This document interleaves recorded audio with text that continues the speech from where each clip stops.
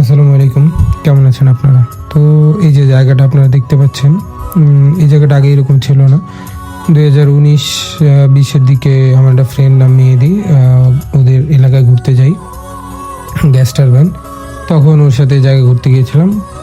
তো তখন এই জায়গায় এরকম কোনো ক্যাফেও ছিল না, এরকম জিও ব্যাগও ফালানো ছিল না। জায়গাটা একদম আরও মাটি ছিল, আর ভিতরের দিকে ছিল, এত ভাঙা ছিল না জায়গা। তো তখন সেখানে যেতাম, তো হঠাৎ করে ইচ্ছে হলো যে আচ্ছা অনেকদিন তো ওই জায়গায় যাওয়া হয় না, আচ্ছা যাই। পরে গিয়ে তো পুরো অবাক যে জায়গাটা একদম পুরো চেঞ্জ, এরকম ক্যাফে ট্যাফে আছে।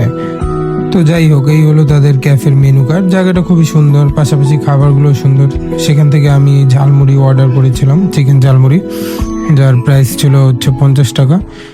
ঝালমুড়ির টেস্ট ভালো খারাপ না, 10-এ 9 দিলাম প্রাইস অনুযায়ী। এরপর চিকেন ললিপপ নিলাম, সেটা হচ্ছে নিয়েছিল 100 টাকা 4 পিস, 10-এ 8 দিয়েছিলাম প্রাইস অনুযায়ী। তবে খাবারটা খুবই ড্রাই ছিল, মানে চিকেন ললিপপটা। সেখানে আর একটু নজর দিলে হয়তো তারা আরও ভালো করতে পারতো তাদের প্রাইস রেঞ্জ অনুযায়ী। এরপর মানে মিট বক্স আরও আগে আসছিল, হুট করে খেতে খেতে পরে মিট বক্সের কথা মনে পড়লো, সেটা আমি 10-এ 7 দিয়েছি। কারণ মিট বক্সের ভেতর হচ্ছে ফ্রেঞ্চ ফ্রাইটা একটু পরিমাণ বেশি পেয়েছি, যদি 100 টাকা সেটার প্রাইসও। তারপরে প্রাইস অনুযায়ী আর কি 10-এ 7 দিয়েছিলাম।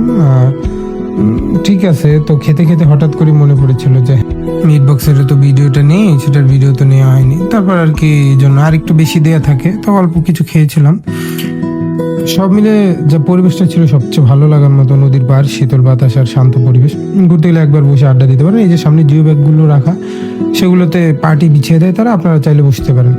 তো এখানে আসবেন হচ্ছে আপনারা, এই যে দেখতে পাচ্ছেন রাস্তাটা, রূপাতলি থেকে এই হাজি পেট্রোল পাম্পের এখানে এসে যে ব্রিজটা, সেখান থেকে সোজা যাওয়ার সময় হাতের বামে আপনারা দেখতে পাচ্ছেন ওই যে বোরকা পরা একজন আপু বামে যাচ্ছে, তো ওইটা সোজা গেলেই পেয়ে যাবেন।